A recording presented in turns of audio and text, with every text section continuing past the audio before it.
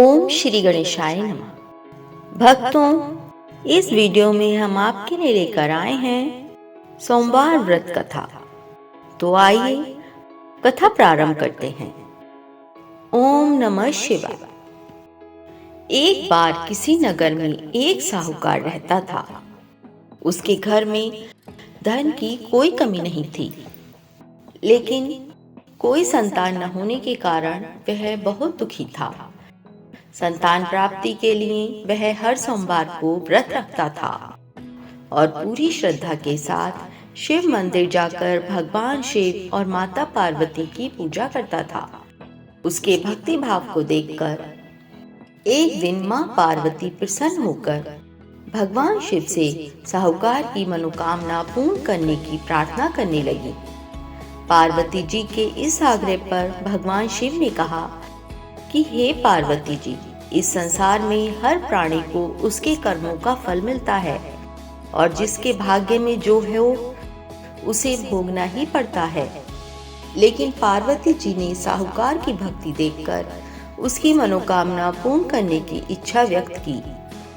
माता पार्वती के बार बार आग्रह करने पर शिव जी ने साहूकार को पुत्र प्राप्ति का वरदान तो दिया, लेकिन उन्होंने बताया कि यह बालक 12 वर्ष तक ही जीवित रहेगा।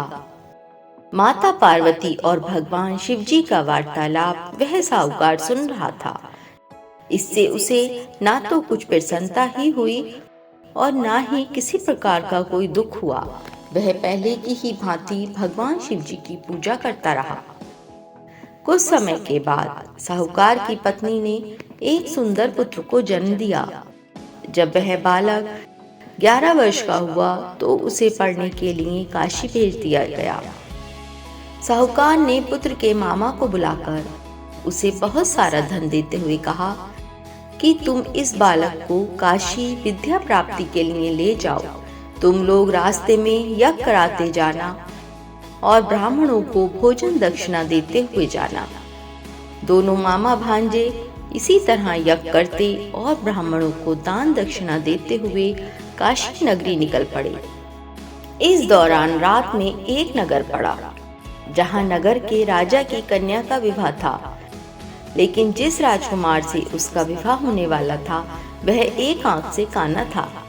राजकुमार के पिता ने अपने पुत्र के काना होने की बात को छुपाने के लिए सोचा कि क्यों ना साहूकार के पुत्र को दूल्हा बनाकर राजकुमारी से उसका विवाह करा दूं। विवाह के बाद इसको धन देकर विदा कर दूंगा और राजकुमारी को अपने नगर ले जाऊंगा। लड़के को दूल्हे के वस्त्र पहनाकर राजकुमारी से उसका विवाह करा दिया गया। साहूकार का पुत्र बहुत ईमानदार था। उसे ये बात सही नहीं लगी, इसलिए उसने अवसर पाकर राजकुमारी के दुपट्टे पर लिखा कि तुम्हारा विवाह तो मेरे साथ हुआ है, लेकिन जिस राजकुमार के साथ तुमको भेजेंगे वे एक आंख से काना है। मैं तो काशी जी पढ़ने जा रहा हूँ। जब राजकुमारी ने अपनी चुनरी पर लिखी बातें पढ़ी तो उसने अपने माता पिता को ये बात बताई। राजा ने अपनी पुत्री को विदा नहीं किया, फिर बारात वापस चली गई। दूसरी ओर साहूकार का लड़का और उसका मामा काशी जी पहुंचे और वहां जाकर उन्होंने यज्ञ किया। जिस दिन लड़का 12 साल का हुआ उस दिन भी यज्ञ का आयोजन था। लड़के ने अपने मामा से कहा कि मामा जी, आज मेरी तबीयत कुछ ठीक नहीं है। मामा ने कहा कि तुम अंदर जाकर आराम कर लो। शिव जी के वरदान अनुसार कुछ ही देर में उस बालक के प्राण निकल गए। मृत भांजे को देख उसके मामा ने विलाप करना शुरू कर दिया। संयोगवश उसी समय शिव जी और माता पार्वती जी उधर से जा रहे थे। पार्वती माता ने भोलेनाथ से कहा, स्वामी, मुझे इसके रोने के स्वर सहन नहीं हो रहे हैं। आप इस व्यक्ति के कष्ट को अवश्य दूर करें।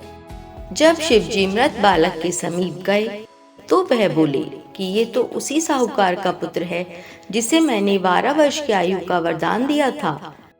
अब इसकी आयु पूरी हो चुकी है। लेकिन मातृभाव से विभोर माता पार्वती ने कहा कि हे महादेव, आप इस बालक को और आयु देने की कृपा करें, अन्यथा इसके वियोग में इसके माता पिता भी तड़प तड़प कर मर जाएंगे। माता पार्वती के पुनः आग्रह करने पर भगवान शिव ने उस लड़के को जीवन दान प्रदान किया। शिव जी की कृपा से वह लड़का जीवित हो गया। शिक्षा पूरी करके लड़का मामा के साथ अपने नगर की ओर वापस चल दिया। दोनों चलते हुए उसी नगर में पहुंचे जहां उसका विवाह हुआ था। उस नगर में भी उन्होंने यज्ञ का आयोजन किया। उस लड़के के ससुर ने उसे पहचान लिया और महल में ले जाकर उसकी बहुत खातिरदारी की और अपनी पुत्री को विदा किया। इधर साहूकार और उसकी पत्नी भूखे प्यासे रहकर बेटे की प्रतीक्षा कर रहे थे। उन्होंने प्रण कर रखा था कि यदि उन्हें अपने बेटे की मृत्यु का समाचार मिला तो वह भी प्राण त्याग देंगे, परंतु अपने बेटे के जीवित होने का समाचार पाकर वे बेहद प्रसन्न हुए। उसी रात भगवान शिव ने साहूकार के स्वप्न में आकर कहा, हे श्रेष्ठी, मैंने तेरे सोमवार के व्रत करने और व्रत कथा सुनने से प्रसन्न होकर तेरे पुत्र को लंबी आयु प्रदान की है। इसी प्रकार जो कोई भी सोमवार व्रत करता है या कथा पढ़ता है और सुनता है, उसके सभी दुख दूर होते हैं और उसकी सभी मनोकामनाएं पूर्ण होती हैं। भक्तों, देवों के देव महादेव बहुत ही भोले माने जाते हैं, इसलिए उनका एक नाम भोलेनाथ भी है। पौराणिक मान्यताओं के अनुसार भगवान शंकर को प्रसन्न करने के लिए किसी भी तरह के खास विशेष पूजन की आवश्यकता नहीं होती है, क्योंकि कहा जाता है कि वह तो भोले हैं और भक्त की मन से की गई क्षणिक मात्र की भक्ति से ही वह प्रसन्न हो जाते हैं। अगर आप भी शिव की भक्ति और कृपा पाने के लिए सोमवार का व्रत करते हैं तो इस कथा से भोलेनाथ को प्रसन्न कर सकते हैं।